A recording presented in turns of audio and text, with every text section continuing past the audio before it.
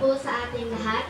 Ako nga po pala si Sis Mika, isa sa bilang ng Mahata at patuloy na umaabante sa paghakbang upang sa aking buhay ang Diyos lamang ang maitaas at mapurihan. Amen. Meron akong isinulat na tula na gusto kong inyong mapakinggan at tumatak sa inyong isipan. Ngunit bago ko ho simulan, meron lamang akong katanungan. Tanong na, kapatid, ano nga ba ang kahulugan ng kaligtasan para sa iyo? Kaligtasan ba sa mundong to o kaligtasan mula kay Kristo? Isang salita at 10 letra. Ang tulang ito ay pinagatan ko po, kaligtasan.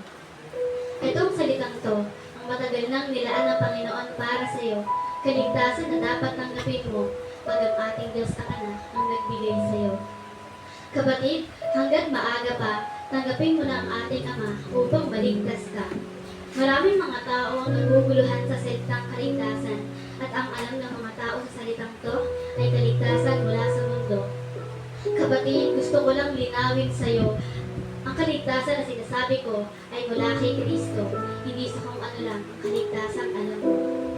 Sa mga bisita ngayon, piliin niyo na maligtas mula sa piling ng Panginoon at kung ilang beses ka nang nakapagsimba, kapatid, magpatuloy ka na kasi gusto ko nag-invite sa iyo na makilala mo ang ating Ama at tanggapin mo ang mga ginawa niya. Kapatid, hindi ang yaman mo o kahit anong bagay ang makakapagligtas sa iyo. Tandaan ang salitang kaligtasan ay wala sa tao. Wala rin ko sa limpak-limpak na pera mo. Ang kaligtasan na sinasabi ko ay matatagpuan mo kapag tinanggap mo si Kristo sa puso mo.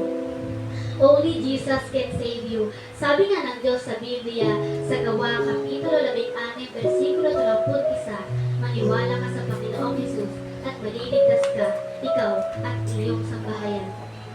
Kahit huli ka nang kumilala sa Kanya, basta tanggapin mo lang mga ginawa niya, paniguradong maliligtas ka.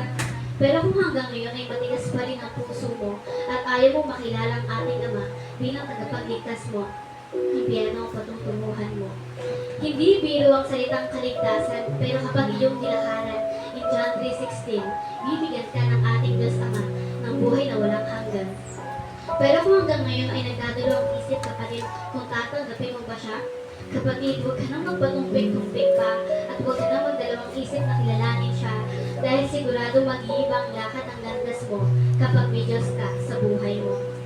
Madali mong malalagpasan ang mga problemang pinagdadaanan mo kapag alam mong hindi ka nag-iisa dahil mayroon kang Diyos Ama na palagi mong kasama.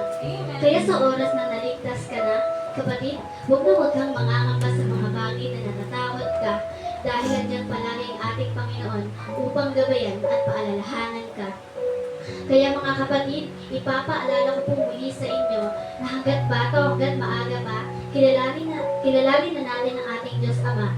Dahil kapag pinili mong maglingkod sa Kanya, paniguradong pagpapalain ka niya.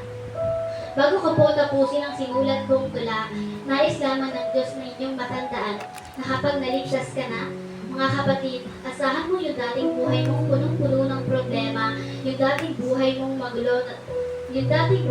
magulo, tanging Diyos lamang ang magsisilbing pahinga at sandigan mo upang pag-aamin ang lahat ng problemang pinagdadaanan mo. Isang malaking pribilehiyo na makatayo muli ako sa pulpito at ipamalas ang binigay niyang talento. Siya lamang ang aking ipapaksa hanggang sa kahuli-hulihan kong tula, pangalan niya lamang aking itatakda. Muli, ako nga ho pala si Sis Mika, isa sa miyembro ng Mahata na nagpapaalala, halina't talikuran ng dating ikaw na makasalanan at lakaran ng panibagong daan tungo sa kaligtasan. To God be all the glory.